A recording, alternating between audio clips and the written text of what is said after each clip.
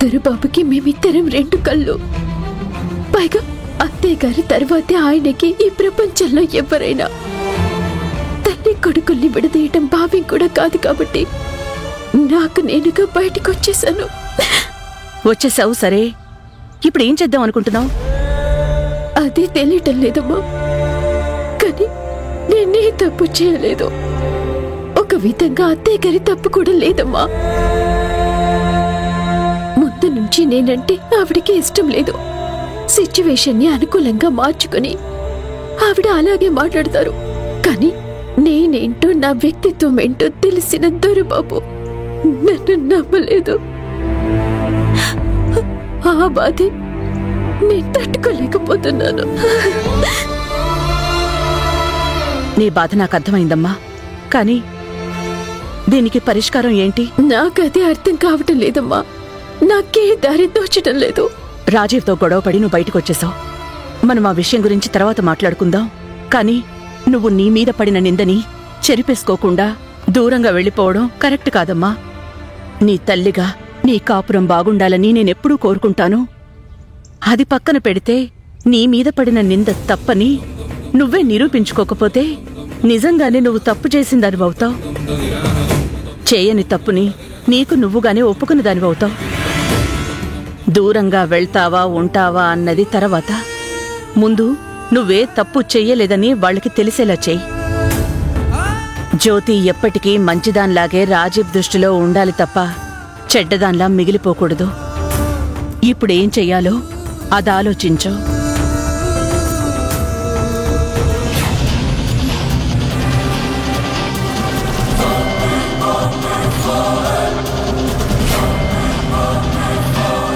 ఎక్కడున్నావు జ్యోతి?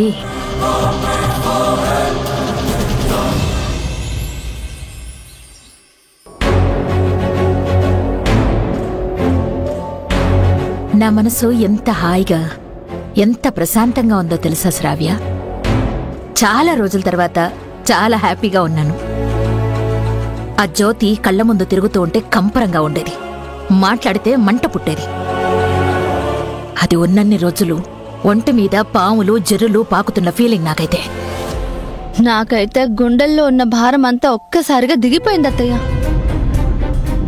అది ఇక్కడ ఉన్నన్ని రోజులు ప్రతి నిమిషం నా జీవితం ఒక పీడ కలలా ఉండేది. దాని పీడ విరుగడై మాటల్లో చెప్పలేనంత హ్యాపీగా ఉంది. ఇదంతా ఎవరు చేశారో గాని మన శని వదిలింది. ఎవరో చేయడం ఏంటి శ్రావ్య? అదే అత్తయ్య, ఏ దేవుడు కరుణించాడో అనబోయి అలా అన్నాను.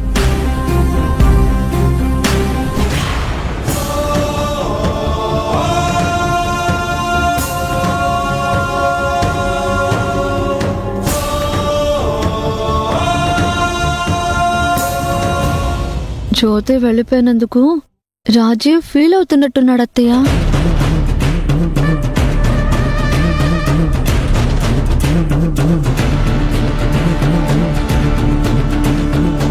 జ్యోతి ఇంటి నుంచి వెళ్ళిపోతే లాభం లేదు శ్రావ్య. వాడి మనసులోంచి పూర్తిగా వెళ్ళిపోవాలి. అప్పుడే వాడు నీవాడవుతాడు. అత్తయ్య మరెలా? పద మాట్లాడదాం. మన మాటలతోనే మెల్లగా రాజీవ్ని మన దారిలోకి తెచ్చుకోవాలి.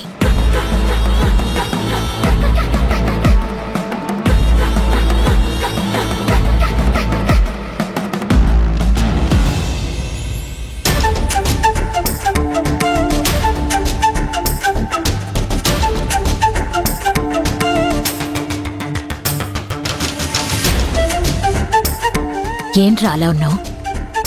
నా మనసుకు నేను సమాధానం చెప్పుకోలేకపోతున్నానమ్మా. అంటే జ్యోతి వెళ్ళిపోయింది కదా, దాని గురించే.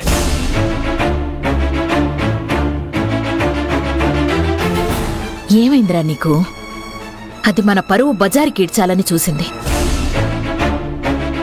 నా మీద మర్డర్ కేసు వేసి జైల్లో పెట్టించాలని ఆలోచించింది. అలాంటి దాని గురించి ఫీల్ అవుతున్నావా? జ్యోతి క్యారెక్టర్ ఏంటో నాకు బాగా తెలుసు. ఎక్కడో ఏదో జరిగింది. నేను కూడా తన ఆవేదనని అర్థం చేసుకోకుండా తొందరపడి మాట అనేసానేమో అనిపిస్తుంది. నీ బుర్ర చెడిపోయిందా రాజీవ్? అది నింద వేసింది నీ కన్న తల్లి మీదరా. చూడు రాజీవ్, దాని ఆలోచనలు పూర్తిగా నీ మనసులోంచి తుడిచేయి. శాశ్వతంగా దాన్ని మర్చిపో.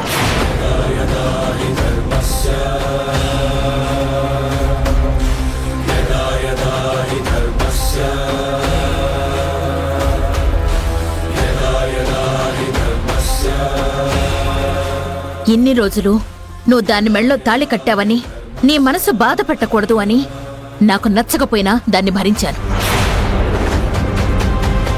ఇంత జరిగాక కూడా నువ్వు దాని గురించి ఆలోచిస్తాను అంటే నేనేం చేస్తానో నాకే తెలీదు.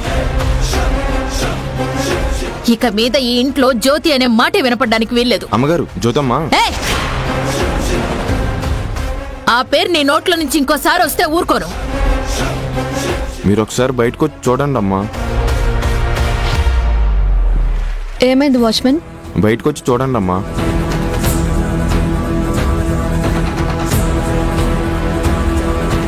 వీడేంటి జ్యోతి అన్నాడు, అది గాని మళ్ళీ వచ్చిందా? జ్యోతి మళ్ళీ నా కోసం వెనక్కి వచ్చేసి ఉంటుందా?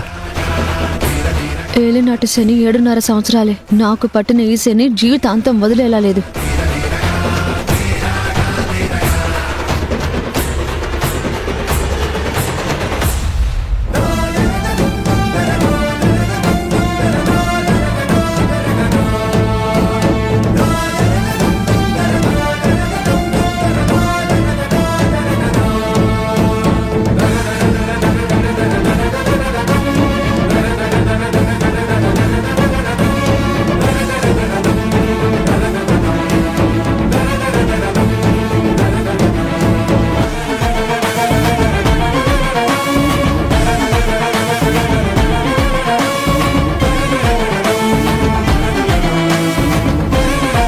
మళ్ళీ ఎందుకొచ్చావు? అడుగు గనక లోపల పెడితే కాళ్ళు విరక్కొడతాను. నేనే వెళ్ళిపోతానని చెప్పి వెళ్ళావు కదా, ఎందుకు తిరిగి వచ్చావు? మళ్ళీ వెనక్కి వచ్చావంటే నీ ఆలోచన మారినట్టేనా? అందుకే వచ్చావా? చెప్పు జ్యోతి. ఏయ్, అడుగుతుంటే ముద్దులా నిలబడతావేంటి? ఎందుకొచ్చావు? అత్తయ్య గారు, నేనేమి మీ మీద తప్పుడు ఆరోపణలు చేయలేదు. హంతకుడు హాస్పిటల్లో మీ పేరే చెప్పాడు. కానీ ఇంటికి వచ్చేసరికి చిత్తరంజన్ గారిని హత్య చేసిన వాణ్ణి కాకుండా పోలీసులు వేరే వాణ్ణి తీసుకొచ్చారు.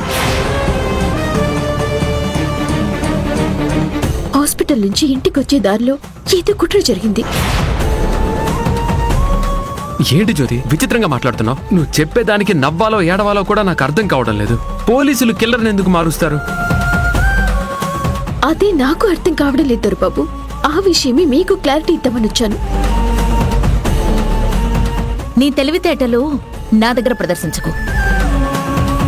ఈ ఇంటికి మహారాణిలాగా ఆస్తిని అనుభవిద్దామనుకున్నావు. ప్లాన్ ఫెయిల్ అయింది.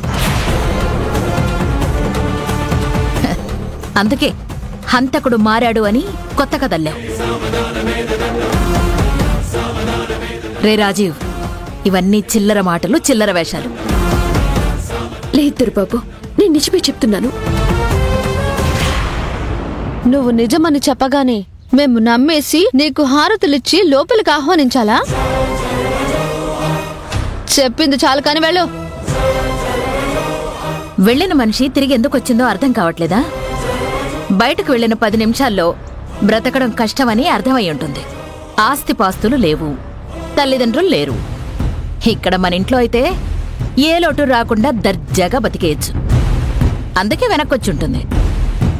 లేదత్తయ్య గారు, నా మీద నింద పడింది. అది తప్పని నిరూపించుకోవటానికి వచ్చాను.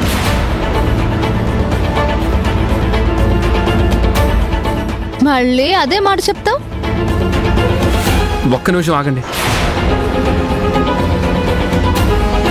జ్యోతి. అమ్మ బాగా హర్ట్ అయింది. అదంతా వదిలే. జరిగిందేదో జరిగిపోయింది.